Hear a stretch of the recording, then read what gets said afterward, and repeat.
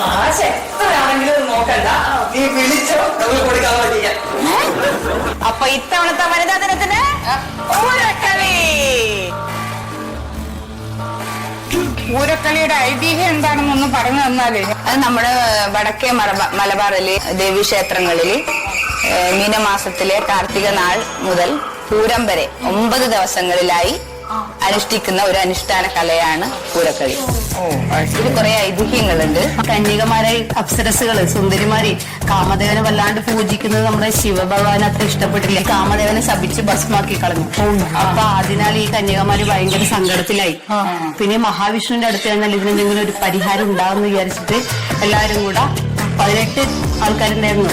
രംഭ, തിലോത്തമ, മേനക, അപ്സരസുകളാണല്ലോ. എല്ലാരും കൂടി വേഷം കെട്ടി പാടി ആടി കളിച്ച കളിയാണ് പൂരക്കളി. വാസുദേവാ കൈതൊഴുന്നേ, വാസുദേവാ കൈതൊഴുന്നേ.